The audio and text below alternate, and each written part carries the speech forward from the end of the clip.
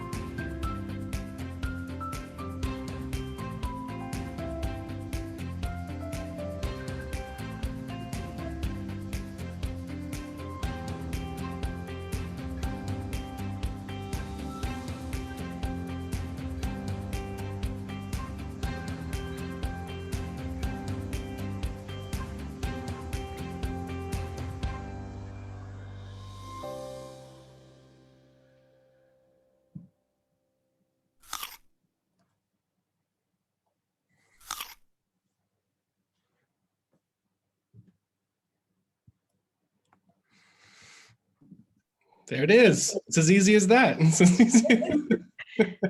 Thank you very much for the interpreter to translate that. Thank you so much. Yes, I thank you very in much. the channel.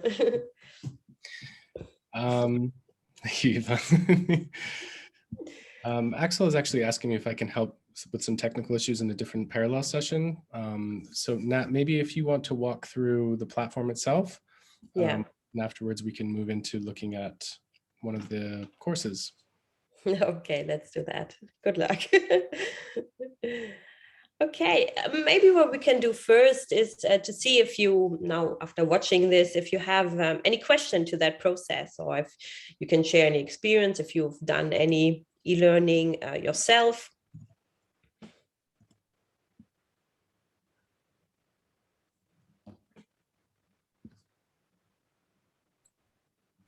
Yes. Can you hear me? Yes, yes. Yeah, actually, I didn't know that URGENCI had e-learning, so I'm really excited about that. And I would like to understand better, like, what is it about? Is it about how do I create a CSA, or you also create courses about other subjects related to that? And I'm part of the Brasilia CSA network in the capital of Brazil. We have 40 CSAs in the city, and we have done presential courses in person. And after the pandemics, we were thinking about online e-learnings, but we are still in the planning phase. And then another question for you would be, I don't know if we could have any support on that, because you have a lot of resources. And I guess the biggest challenge is to translate not only to Portuguese, but also to adapt to the reality of our communities. So a few questions to start.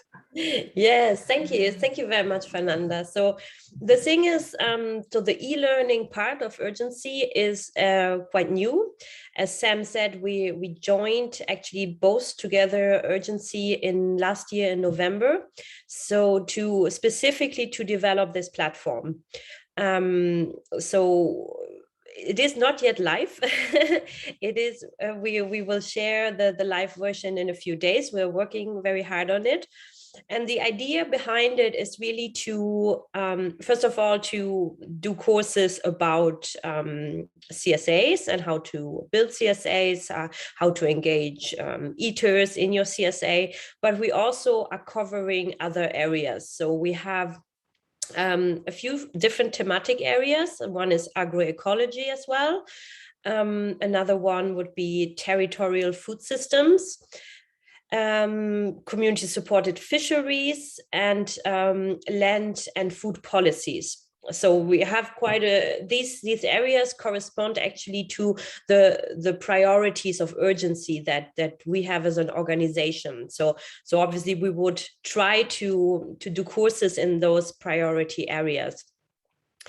And our idea is for the moment, unfortunately, we will only have English courses, but what you were just saying about, the adapting it to the realities of the different contexts is really important in all of those areas, actually, in all of those priority areas. So that will be the next step in our evolution. And we would like to, this platform, we want it to be as an open source resource for all our network as well, so that you as an organization, we could support you in creating a course and running it through our platform, because we realize how much money it costs to have such a platform, to run it, how much resources you need actually. So for us, it is important to hear from our network members what are your needs and how can we support you in that. So this is part of the process, and we hope that in the next few years we can develop that together with partners. So I'd be really interested then to, this session also for us is a bit to create links between us, so we can see, okay, with whom could we start working together and start thinking, and how can this collaboration look like? How can you use the platform? Can we just train you to use the platform and then you develop your own courses? These are all open questions at the moment, but which we really would like to answer, actually. So it's still quite open, but it is meant to be a tool for the whole movement. I hope I answered. Did I answer all of your questions? I'm not sure.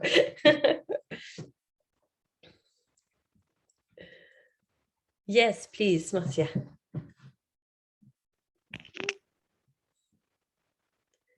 Sorry, now it's not mute. My question is, I learned about CSA just a few weeks ago. And then some days ago, I learned about this conference and then I enrolled. But I'm not linked to any CSA. I just follow the Instagram of some CSA groups. So my question is this e-learning going to be available just for people who are part of the CSA groups, or will they be widely available?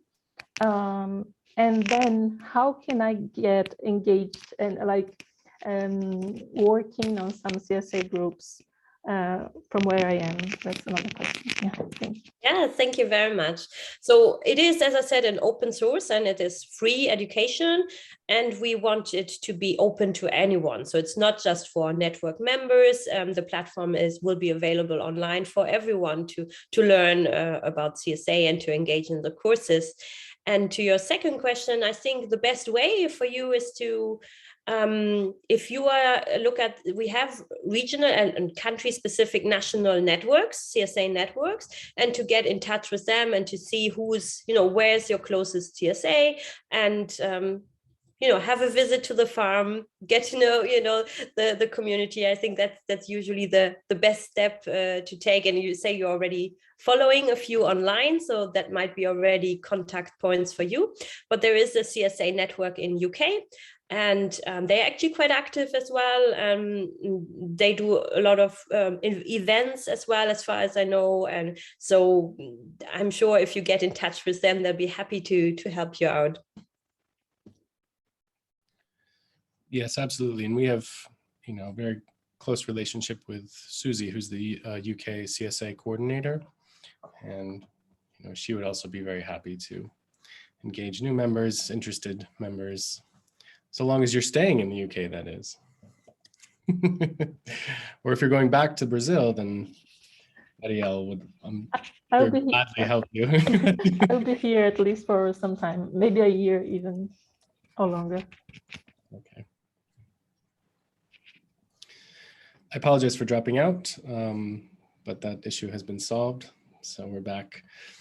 I caught a little bit of the conversation around the creation of the courses, and I think that there's no better way to kind of demonstrate what we're attempting to do than by actually showing what we're doing. So our video kind of demonstrates the process itself, which we've really created. It's a good way to show anyone what the steps that we go through to create these digital courses that include this synchronous or live session with a cohort of participants. But it was mainly created for partners with whom we're working on specific projects. But I think it's best to actually walk through a demo of what the courses will ultimately look like. So I think I want to share that with everyone.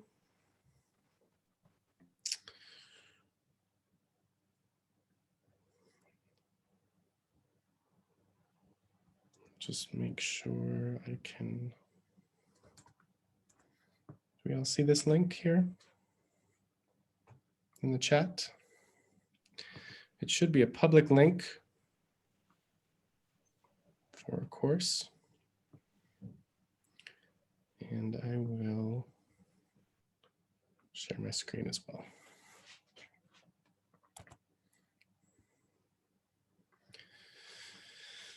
So here we are inside of our e-learning course. So this is an e-learning course about e-learning.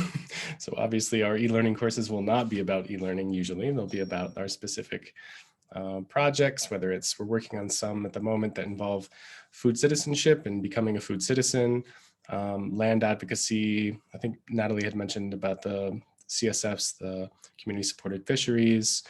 We're also working on more of a human rights approach to hunger in Europe. So we have a number of ongoing projects at the moment. So this is just to show the actual, what the course sort of layout will look like. So if we start our course here, we have e-learning and urgency.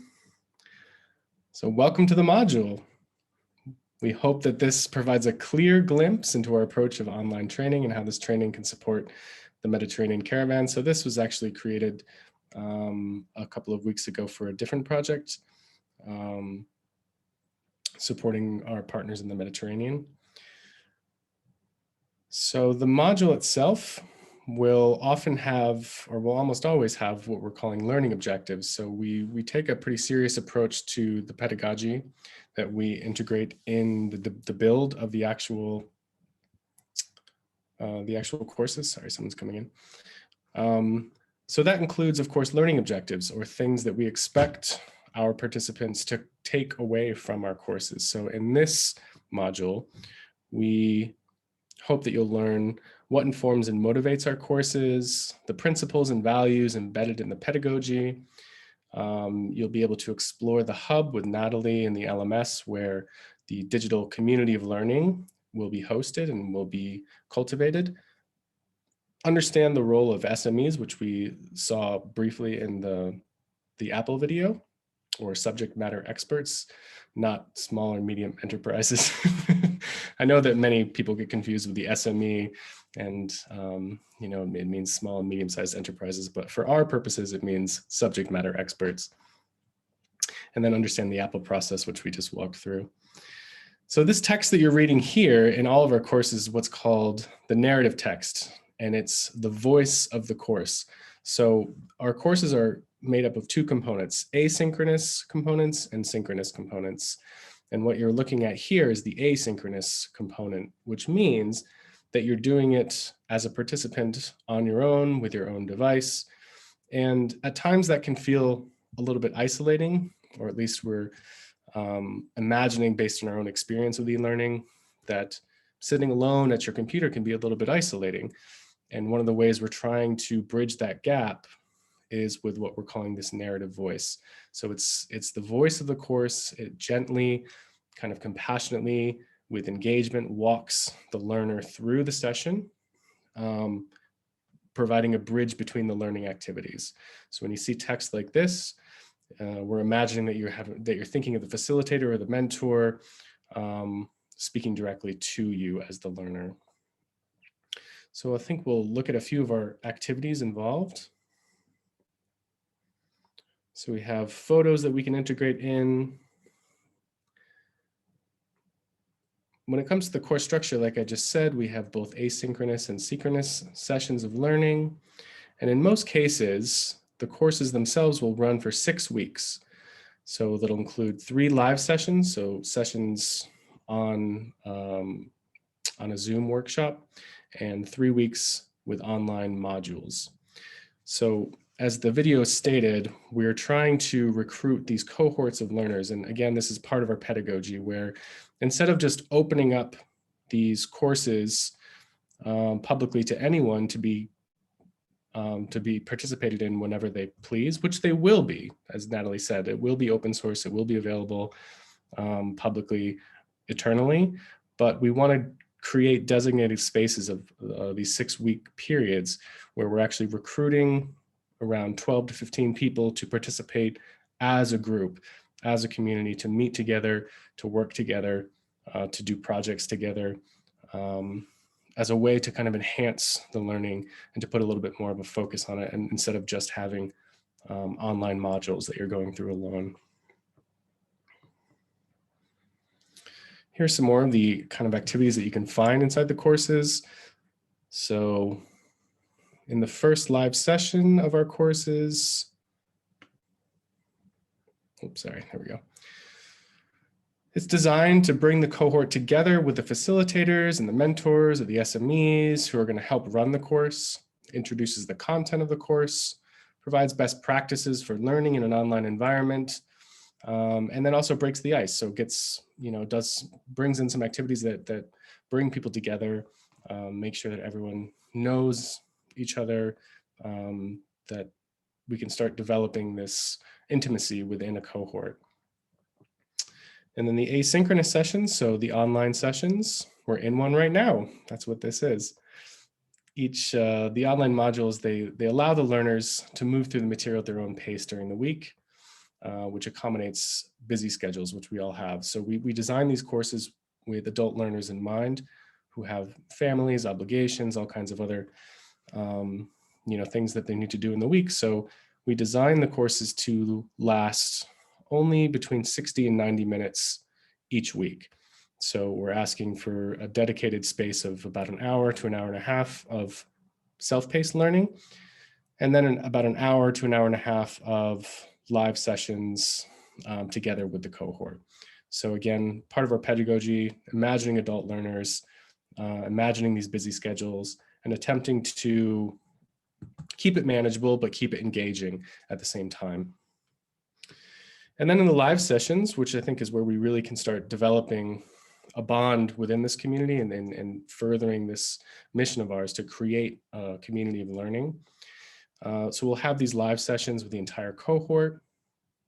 They're designed to complement and amplify the content in the modules, but also the opportunity to connect with the SMEs who've helped us develop the courses, who provide richness and narratives and all kinds of experience that help to illustrate the concepts and the ideas and the knowledge inside of our courses. And as I said, each session will be about an hour and a half long. So the courses also provide for moments to share documents, to provide a little bit more context on ideas. So here again, we have this sort of narrative text. So you can imagine walking through this course. So can never replace face-to-face training, but this cohort helps to bring the spirit of a community of learning and the participation of experts, trainers, presenters, facilitators, helps to bring a little bit more engagement, a little bit more intimacy, and a little bit more authoritativeness to the courses. Another component of our pedagogy is to make this both inclusive, but to also make it not formative in the sort of academic sense. So the assessments that we're bringing into these courses are not really assessments. Instead, they're sort of fun checks on knowledge that don't come with a sort of performative score that isn't sort of tabulated at the end of the courses. So it's simply a way to get learners to engage with the actual content that they're walking through, and not a way to create sort of a hierarchy of performance. So that's one thing we absolutely wanted to avoid. So the knowledge checks, which is what we're calling them, are a way to just get the learners involved with the content itself. So for example, what's the difference between synchronous and asynchronous learning?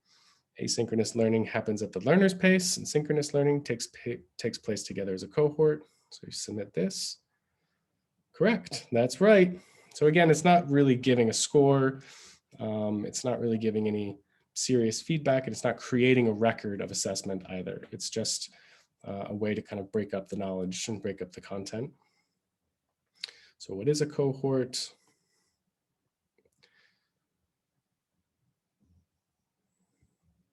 So we have the opportunity to select more than one. And so even when you're wrong, the language itself is not very aggressive. It's just asking you to try again. So again, moving along with this idea of not making this assessment heavy and not putting any real emphasis on the assessment element of the courses.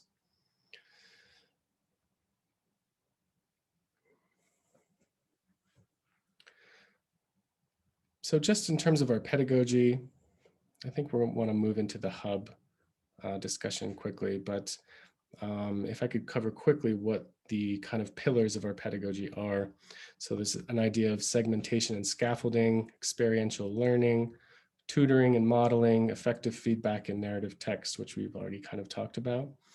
So what we're really trying to do is bring together some of the more traditional pedagogical principles and then adapt them to this online space, and then of course to our own rich kind of history of training within Urgency and within our other networks as well.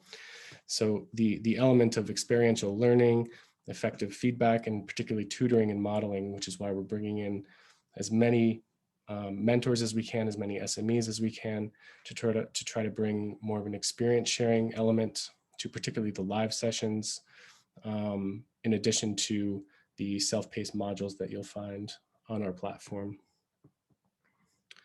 So we just walk through really quickly and see some of the other sort of engagement activities that we have on these courses.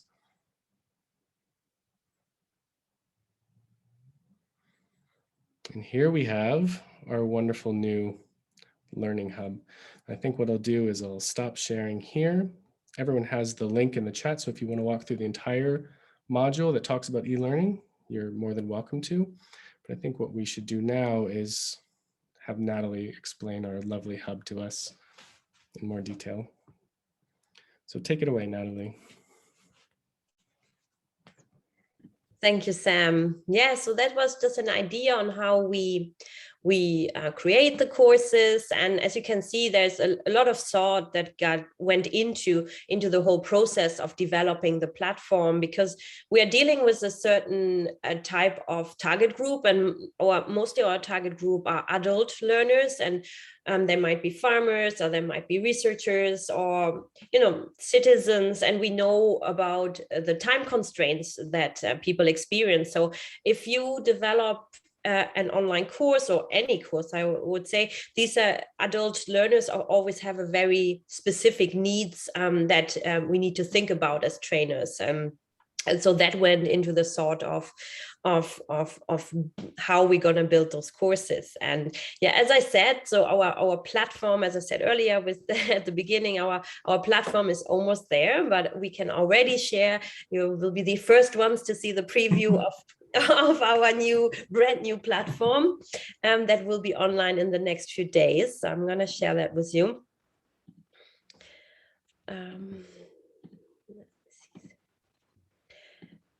Yes, can you see that? Is that okay? Yes. So what you see here is what we call the landing page. So that will be the first page that you land on when you arrive on our hub. And the idea was really to make it friendly for anyone to come in, and to build it as an idea of a village, of a learning village. So on this page, you have different houses. And as you can see, as I scroll over those houses, you have like these little pop-ups that appear, like a resource barn or the agroecology. And here we have territorial food systems and the community-supported fisheries. And here we have community-supported agriculture. And yeah, so the idea is really to raise people's, let's say, interest in exploring and in playing around with that map. And what we did then is to create for each of those houses, and I'm going to click on one there, is to create actually a page where we will display all the courses that will be available. So there's a short description always of the house, what is it about? And as you can see here in the community supported agriculture, we have our first course that will be launched at the end of the year, which is about food citizens, consumers who are changing the world. Which we are doing in a partnership with some of our member partners from member networks. Which will be about engaging people in food communities.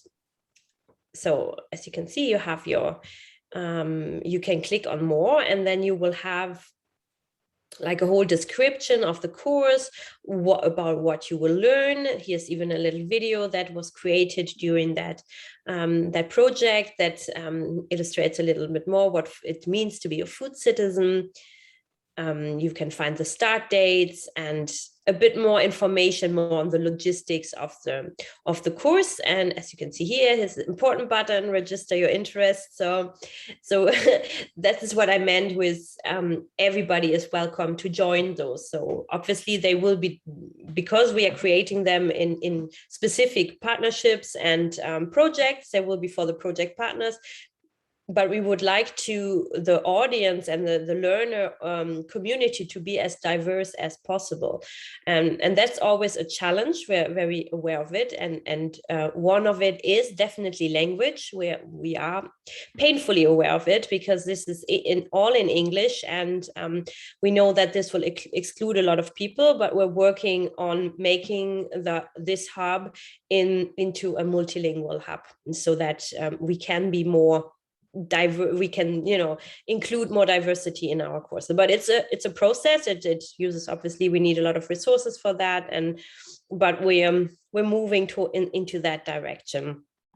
So you can see here there is you can get loads of information about the curriculum, what you will learn in each week, as Sam mentioned. So we have this weekly structure. And obviously an important part are then those live sessions where the people really come together, and the face-to-face, even if it's online, the personal exchange, the peer-to-peer exchange can happen, and which is a really important part of the learning that we want to promote here on the hub. Yeah, actually I can show you also. So this is work in progress. So the barn that you have here is a resource barn, and the idea is, as you can see, resources are coming soon. It's not yet active. The idea is that you will find here resources to all the different thematic areas that we're covering. Like, so let's say you would click on agroecology and you would see all the resources that are available in our database for agroecology, and there will be a possibility to search also with keywords for certain keywords, and specific narrow your search to specific resources that you're looking for. So all of this is work in progress, and we are building this really together with our partners through partnerships and projects, and so it will evolve in the next few years, hopefully in a quite active hub in different languages as well. Same for the resources. We want them to be in different languages, so that it is really a resource for the whole CSA community. But yeah, it's very ambitious, but we are confident that we can achieve it. I mean, we are quite a big network of networks, so there are a lot of people in there with a lot of knowledge and a lot of skills, actually, that we hope that we can activate as well once we go live, and we promote that to the wider community, that we hope that people will come in and maybe want to be part of it and help us populating and really bringing this vision alive. And as we heard from Fernanda already, there are quite some needs in the community, and so that gives us a clue that we are on the right path, and that we can actually move towards working with partners. Let's say if we would work with partners in Brazil to develop a Brazilian course, or very specific ones, we're open to suggestions, and we're open to create new partnerships as well for this. Yeah, very open. And in fact, I think one of the goals of this workshop is to cultivate some feedback, but also make it clear that, Nathalie and I were kind of brought on, we were brought on together to kind of create this new vision for a different arm of training at URGENCI. But as we begin to emerge out of this, global pandemic, we're realigning our thinking and thinking about ways in which we can use these digital approaches in a blended capacity, more of a hybrid capacity. So how can we support our incredible sort of face-to-face training and activities with our digital tools? And we have some of our own ideas, but we're really interested in hearing what others have to think about ways to bring more of a hybrid approach to training, ways to enrich that experience without or if it is indeed enriching to bring an online element to a face-to-face event. So those are some of the questions that we're just personally interested in talking about, but we're also, very interested in hearing anything you have to contribute. So I think, Ariel, you have your hand up. So come on in, join our discussion. Thank you, Nathalie. Thank you, Sam. Hello to everyone who is here with us today. Be very welcome to Manaus in Brazil again. It's really great to hear from you, Sam, about the learning program, and also to understand a little bit better about the hub. And I'd like to give some feedback about the Portuguese poster session on Tuesday and also yesterday on Latin American meeting, that we are really keen on finding a group of people to help to translate everything to Portuguese and Spanish, and to be really engaged with you, because I think these online tools are really good to spread the movement in here at the point that we are. And we have been some trials. I have been one of the founders of the CSA Brazil formation course. We had like 12 editions until now, from 2014 to 2019, just before the pandemic. So we are not doing it presential anymore. We have done lots of lives and answer to calls to people to spread CSA movement, but there is a lack on training. And now we have experience that's going on. We are forming 30 people on an online program in partnership with 3S, which is like, I think it's the European institution that's helping us with the online things, to record things and to give space to have like a live classes, live sessions. So this is our first trial. And I think we need to unite in a group to see how can we help you with the translation. I think Fernanda just so that she's available as well. I think Ximena also can help us with the Spanish part. So yes, I think this call is really great to hear from us that now that we're getting to a new phase of the CSA movement here in Brazil and also in Latin America, we need to have things that can ease the communication and access to people to understand the CSA movement and to train farmers and consumers as well. And yeah, that's a really great idea to have, like, to think it for the future, to have it in a hybrid form, like that we could in every region to have some kind of model farm that could be like the open space on field to have the classes. So we can mixture and bring it all together, online training with the physical training. So thank you for the exposition. Yes, thank you. I mean, it's a really good point where this sort of approach is still really kind of in its infancy. We are, as Nathalie mentioned, we're running this food citizenship course at the end of this year. And we hope to get a bunch of feedback after we run that course. We'll actually be running a number of courses in the next 6 months. So we hope to get a bunch of feedback from our live participants. But one of the big challenges that we've identified, that we knew from the beginning, was interpretation and translation, and making sure that these courses are available to not just English speakers. So figuring out solutions for that is of course a priority for us. And at the moment, I don't know, Nathalie, I'm not sure where we stand on. I think that the courses that we're developing at the moment will likely be English only, but in the future, these are going to exist in perpetuity on this hub that Nathalie has showed everyone. And one of the reasons why we created the hub was to make sure that these ideas, these resources, these courses, the knowledge is being created inside projects doesn't end at the end of the project. So it exists on the hub for our networks, for our members, for anyone interested. But to make it truly inclusive, yes, we need to make sure that it's available in multiple languages, which is something we know. Yeah, I just wanted to add to that as well. Like, we've been thinking about the hybrid approach in a way that maybe we can find, because there's also the context which we discussed earlier, which is different in each regional area.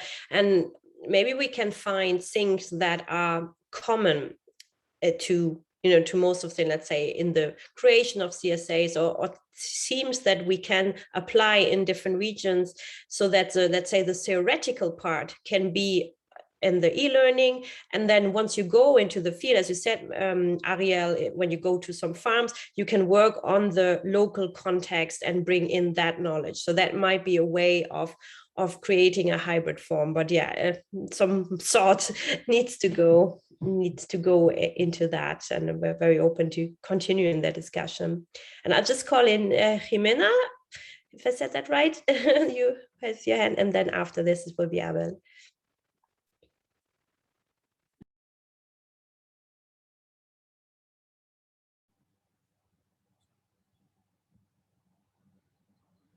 Jimena, yeah, I'm not sure if I'm saying that right either. It's Jimena. There we go. Obrigada. Então, How do you pronounce your name? Jimena. Jimena. Jimena em Chile. Aqui é Ximena. Então, eu vou falar em português porque acho que o tradutor é em português. Então, eu sou chilena, mas moro aqui há 15 anos, sou agricultora de uma CSA, que avançou para ser uma CSA-ES, Comunidade que Sustenta Educação, Agricultura, Educação e Saúde. Então, dentro da nossa planilha de custos, colocamos também dinheiro para pagar estudantes que queiram fazer estágio remunerado, e também entregamos plantas medicinais. E aqui na fazenda também funciona uma escola Waldorf, de crianças de 7 e 8 anos. Então, tudo acontece junto. E faço parte da diretoria da CSA Brasil. E o ano passado a gente teve todo esse problema da pandemia e a gente não tinha como dar curso. Geralmente os cursos são pagos por as pessoas que participam e outra parte é financiado para agricultores que não conseguem pagar. Aqui, como também acontece na URGENCI, a gente não tem adesão financeira de todas as CSAs do Brasil. Então, a Associação Comunitária CSA Brasil sempre está com pouco dinheiro para conseguir pagar essas coisas. Então, o ano passado, eu corri atrás de um financiamento de uma ONG belga, a Trias, que financiou 3 cursos.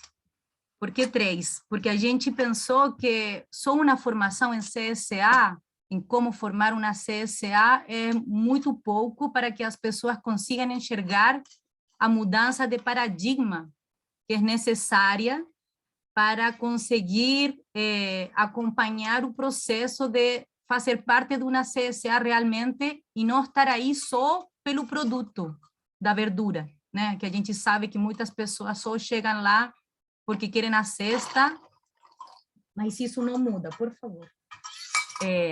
E aí, a gente fez um curso de política, outro curso de formação de CSA e outro curso de agricultura biodinâmica.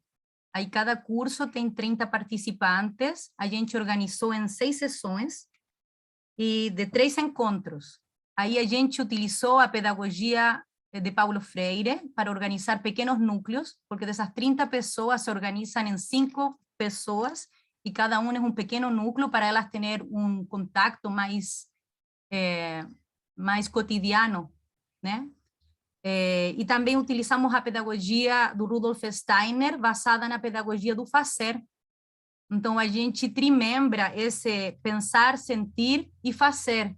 Só que a gente parte no inverso. A gente faz a pessoa primeiro fazer algo, depois trazer o que ele sentiu, e depois a gente vai para o conteúdo teórico.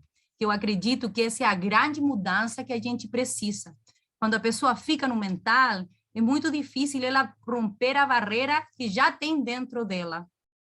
Então, por exemplo, eu faço primeiro uma atividade rítmica, que meus filhos me ensinam, de cantar alguma música, de fazer alguma... Frente ao computador é meio diferente, né? Mas a gente, desse jeito, descontrai, movimenta o corpo, e depois a gente vai para fazer um desenho, um poema, ou alguma coisa que traga esse sentimento profundo que vai ser o que vai mobilizar a vontade dentro dos seres humanos.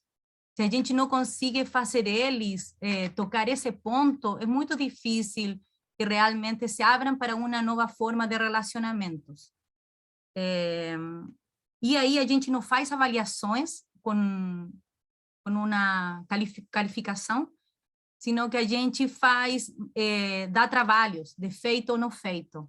Então, no meu curso, que eu coordeno o curso de agricultura biodinâmica, uma coisa que a gente faz é mandar sementes pelo correio para as pessoas que moram em apartamento, plantar uma pequena agrofloresta em um vaso de plantas.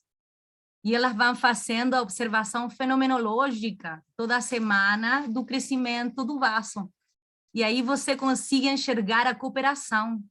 Então, isso tem sido muito significativo, e ainda mais no tempo da pandemia, onde as pessoas estavam todas isoladas, muitas pessoas sozinhas num apartamento pequeno, ficando malucas, e isso trouxe um aquecimento no coração delas. E aí a gente conseguiu formar umas pequenas comunidades online, mas com vivências cotidianas e verdadeiras. Porque uma coisa que acontece com o computador, que se você não vivencia realmente isso, desse intercâmbio humano, fica uma coisa muito sistemática e desumanizada. E eu acho que a crise socioambiental que nós vivemos agora é produto disso. Então, eu acho que a gente tem que usar essa ferramenta para conseguir rehumanizar-nos, aceitar nossas individualidades, mas caminhar em coletividade na nossa comunidade. Eu acho que era isso o que eu queria contar, para ver, eu acho que pode acrescentar algumas dessas atividades.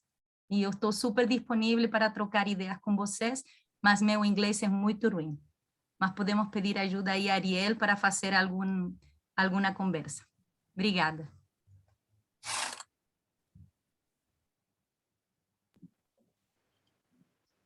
Thank you very much. I really love what you just said and described, and we would be very interested to hear more about the different methodologies that were used there, and so that we could see how we can integrate them. And don't be sorry about your English. We should be sorry about our Portuguese or Spanish. Yeah, it's that was really wonderful, inspiring, I think, for certainly Nat and myself. And yeah, we would love to be in contact and learn from you. Clearly, you've thought through this very carefully, and you brought a lot of meaning into this, particularly the human element, because I think you're right that there's a dehumanizing element of being so isolated and being so disconnected. So, you know, we tried to think through these questions as well in our approach, but I think, you know, we could learn a lot from you. So thank you very much for sharing. Abel, you had your hand on for a while as well. Hello, I'm Abel from Spain. I really congratulations for the platform. I think it's great, very good idea. The landing page, so approach to the people, and also friendly. And yes, I also love the idea of the barn as a database for resources. And I would like to talk about the fact that the reuse of the content that has been made, that is going to be made for the platform. If you're thinking of making it with a standard, like SCORM, a standard in e-learning, it gives us the possibility of reusing the content or exporting it to other platforms that other entities might be using, like SCORM. I think that would be very powerful, because maybe we can design a e-learning course, but we can give it to other entities so they can do the same learning in in their platforms. Maybe they have their own platforms. If they can import it, they can make their own learnings. And that would be also very useful because they may contribute to translations or improvements or adding new activities or whatever to the online courses. And that was just my, well, the thing I didn't hear about that I would like to discuss with you, to contribute. Thank you. It's a very good point, and it's something that we've thought about since the beginning, ways to not just make sure that the resources we're collecting in the hub, in the barn, as you mentioned, and the courses we're developing, not only to make sure that they're available in perpetuity, but also to think about ways they can be shared with our networks, with our members, with our allies. You mentioned SCORM, so what we actually walked through that e-course is a SCORM. So we are using so we spent a lot of time, as Nat can attest to, thinking about the tools to use when developing e-learning, and barrier to access was a big part of or a big component that informed our decisions. So as you see, the landing page is quite friendly. It's quite engaging. It's sort of warm and inviting and brings people in. And we wanted our courses to be warm and inviting as well. So we went with certain tools to try to achieve that, and also to be able to share them. So it's as easy as sharing a link to access some of our courses. They can also be embedded in different platforms. As I think you probably know, technically, SCORMs can be exported and uploaded into other LMS platforms. LMS stands for Learning Management Systems. So very common ones are Moodle, Blackboard. We're actually using a Moodle, but yeah, they can be shared amongst our members. And we've also, we chose Moodle, we chose a specific design of Moodle in order to allow for other participants to join in as trainers. So if we give certain credentials, maybe actually Nat might speak a little bit better on this, but we, the platform we actually have gives the authority to others with admin credentials to run courses as facilitators on our platform. So again, it was a big part of the thought process from the beginning, was making sure that this was not just available widely, but also available to engage with for all of our members and to share. But maybe Nat, you can walk through a little bit more carefully the partner program, I think it's called, on Moodle. Yes, yeah. So as Sam said, we spent really a few months actually researching which platform we should use and which one would be the most open one, but also, as you say, has a lot of compatibility with other things so that we can share on the network. And so the platform that we are running right now for the courses. So what you saw, actually, what I showed, that is kind of the first access. It's a hub where we describe all the courses, the different thematic areas, just as a first contact for people to get in touch with us. And then after that, we have a second platform, because that's the learning platform, the LMS. And I can maybe share it with you here as well, just a glimpse of it, which we needed to be able to subscribe learners, to manage learners, to see their progress, to be in touch with them, have forums and things like this. So we could not do all on one, which was unfortunate, but I think we managed to find a good compromise. I'm just seeing if I have it open here.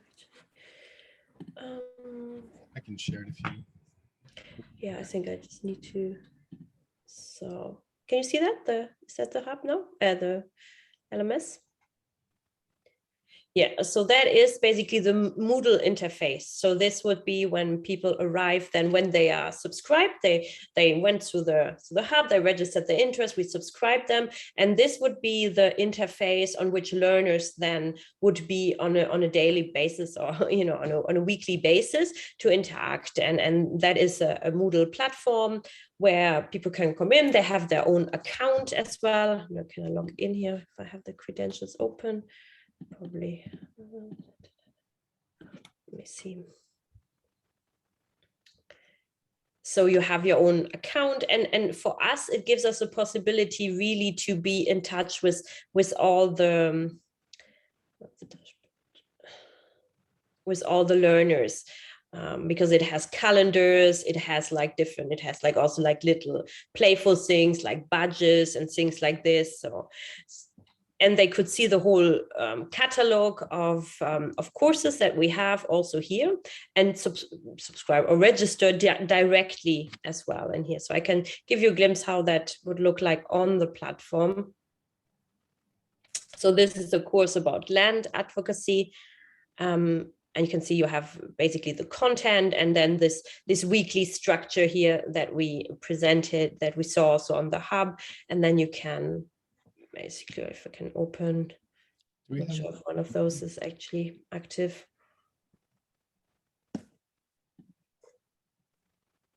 So you have basically the SCORM is embedded in this platform.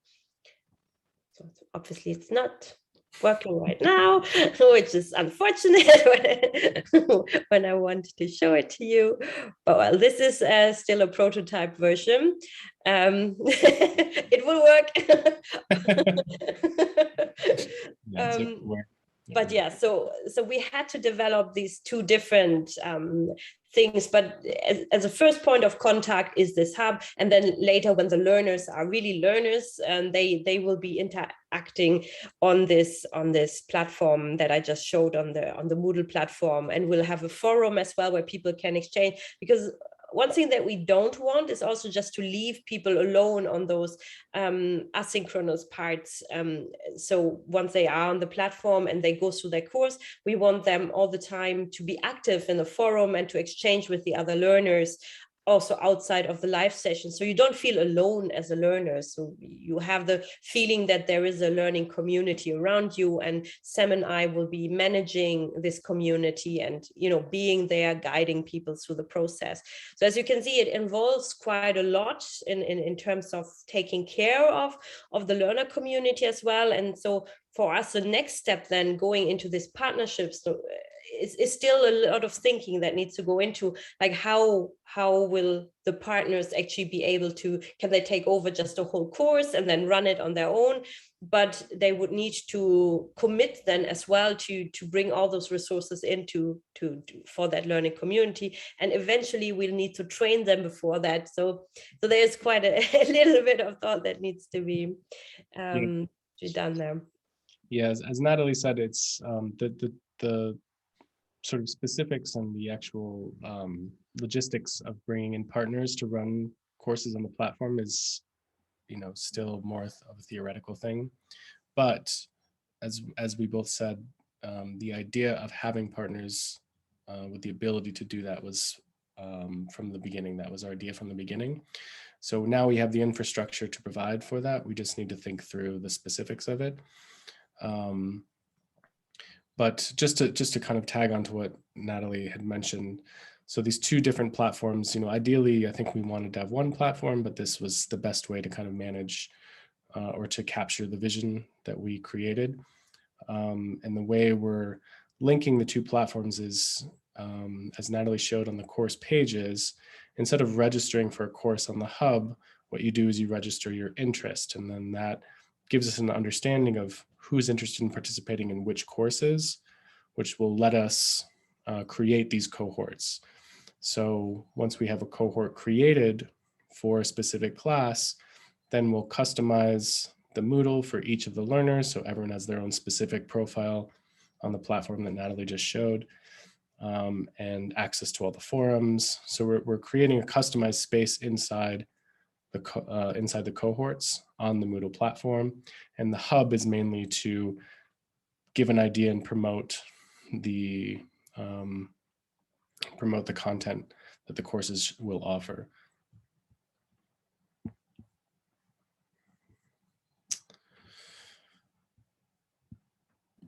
I don't know, Abel, did you have another question? I see your hand is still up, but maybe it was still up from... No.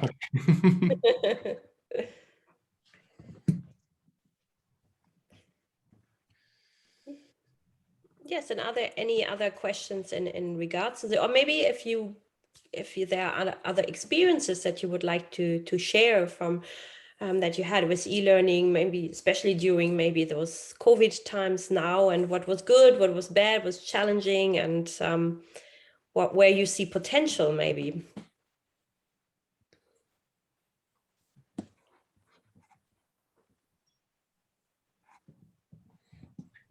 Well, I have other experiences with the e-learning. I also was the coordinator in the government of my region here. And well, I've got some ideas, but they are related to the courses. So if you have a course prepared, I could contribute with some ideas. Like, for example, the one we just saw, the first thing that our pupils saw in their courses was a video of the teacher making a presentation that would make also an approach, things like those. But for sure, those courses are not ready yet. So for sure, you're thinking on this kind of ideas of making things more, near from one to others. For us to be approached, one to others. I also studied different e-learning platforms, apart from Moodle. There was Claroline was one of them, and what was the other? Well, there was some platforms, and the difference with Moodle with the others, that Moodle was defined as social constructivism was the name of the type of learning associated with Moodle. That means that it has forums, very many spaces where people come all together to contribute. For example, in Moodle, students can, for example, rate other students' work if you give them permissions for that or whatever. And the other platforms which were more kind of suitable for big companies, for example, were more guided learnings, which means that you just follow a content, and you don't get to one part if you haven't done the other, which it doesn't happen in Moodle. Moodle is kind of a bit messy because you can move from one place to another. And many people, mainly if there are many students in one single course, they don't want that.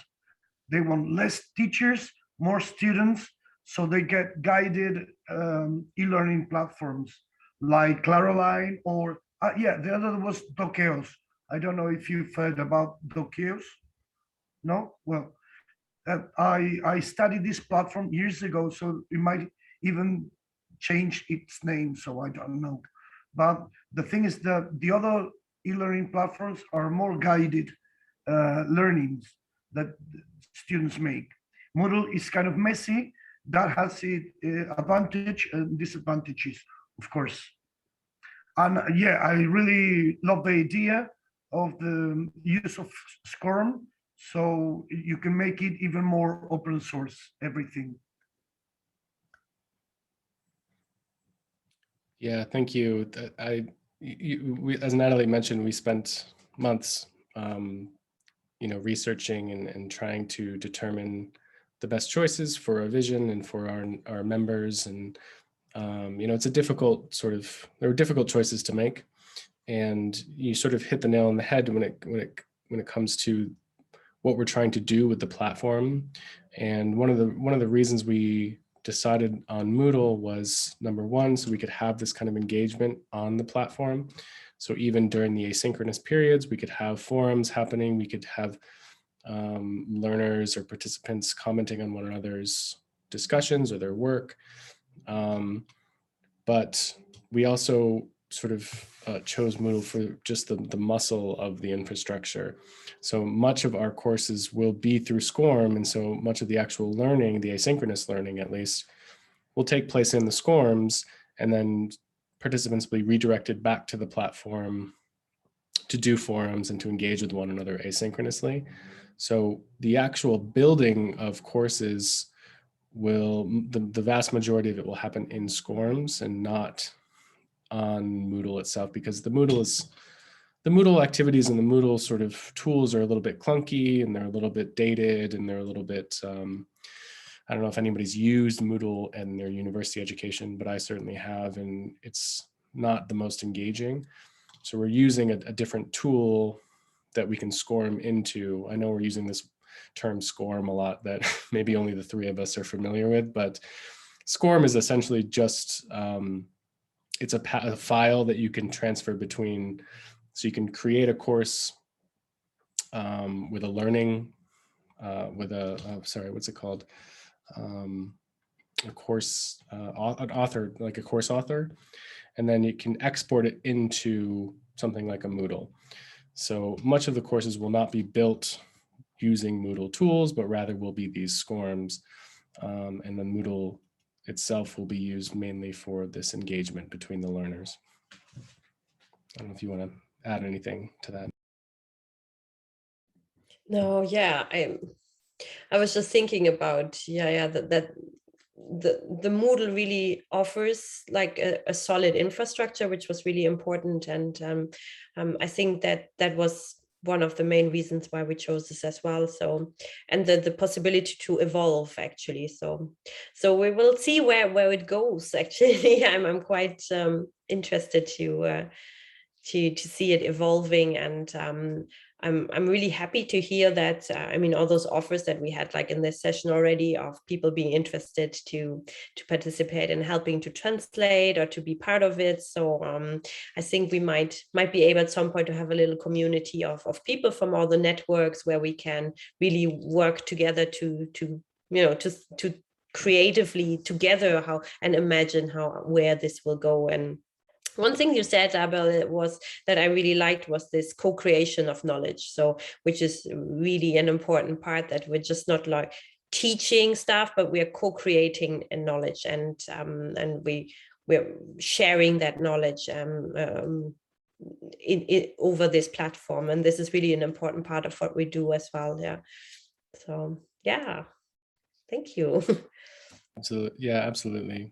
And we're trying to, that's one of the things that we're really trying to do in the live sessions as well, is bring in SMEs, presenters, people who can share experiences, but also as a way for the participants in the cohort to,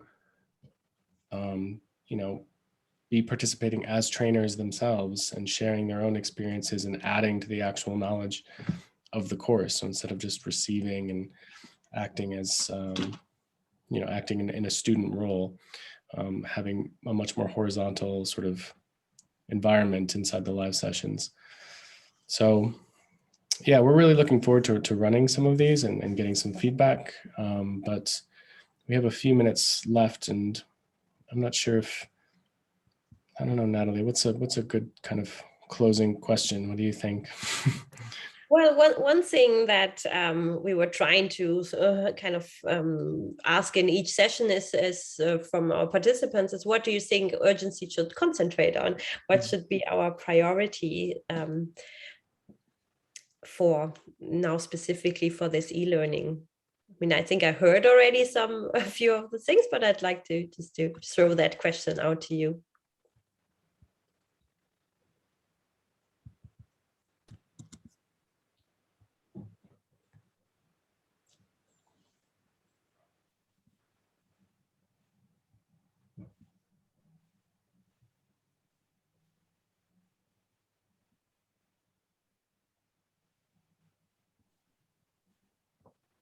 Well, so I'm new to this whole movement, and I'm curious about everything, about how to do things. But one thing that I think will help me to engage and to really start doing things and be active and collaborating, contributing with something to the organization is to know how I can connect with people, to have channels of communication, You gave me already the hint to look for people locally, but it would be nice to, I mean, I think that when I do some courses, I will contact some of the learners in the cohort.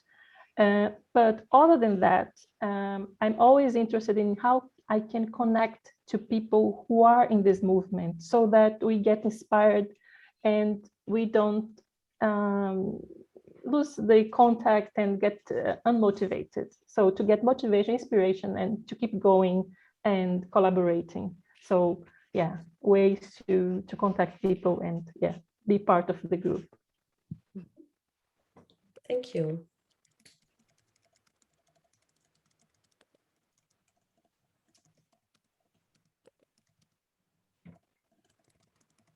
Yes, Abel. Well, I think urgency expertise is in CSA management and CSA creation. So that must be the focus from my point of view for the courses. Agroecology and the other also suitable because of the members of urgency.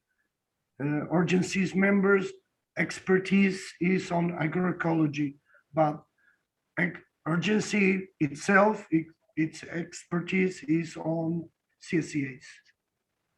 So that must be the focus from my point of view, which is the mission. Thank you. Yeah, maybe I can add there that I mean, urgency was, I know we are kind of famous for the CSA, but we actually formed as a network for all kinds of local and solidarity-based partnerships of agroecology. So the LSPAs, yes, which are quite a, not as a known, like term as CSA, but it just opens up much more because CSA is a very narrow kind of type of partnership. So we are also looking into all different kinds of partnerships that are linked to, being in solidarity with the farmers and finding ways in the community to grow food and to reduce, to have shortened supply chains. So that's definitely one of our focus points. Yeah. Or our focus.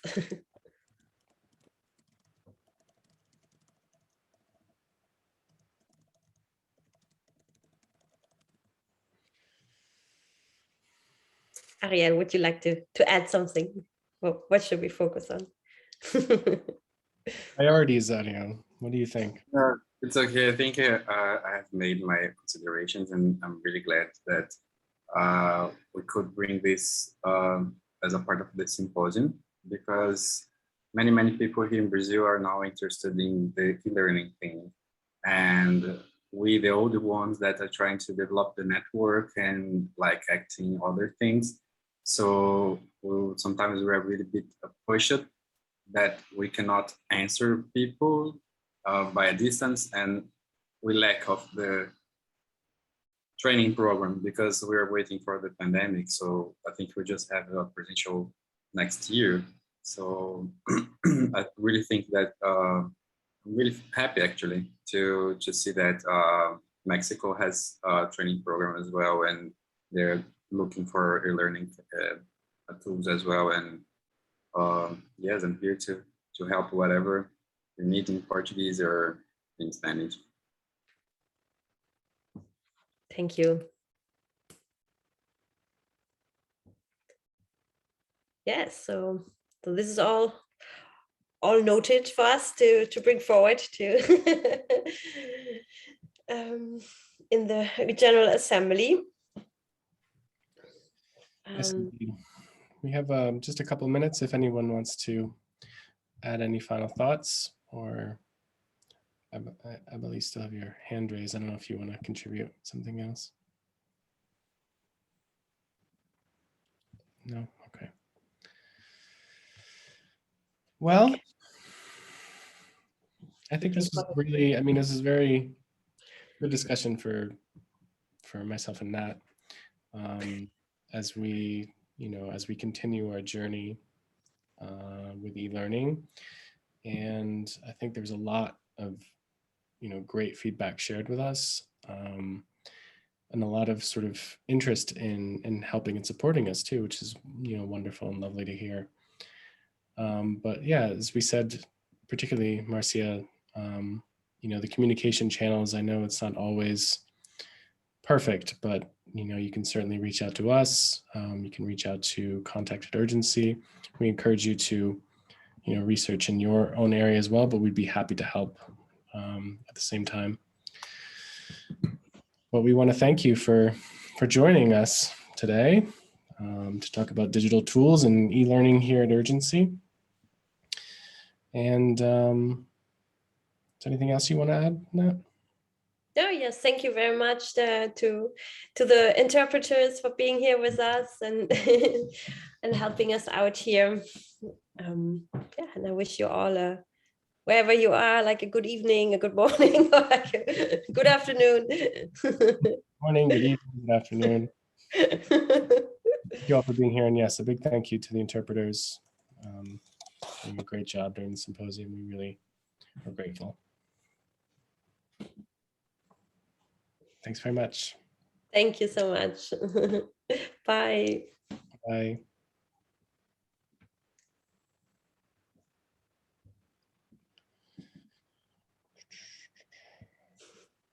Thank you. Thank you.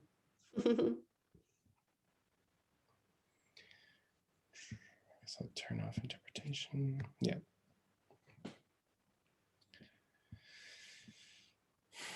Thank you, Ivan, Ivan.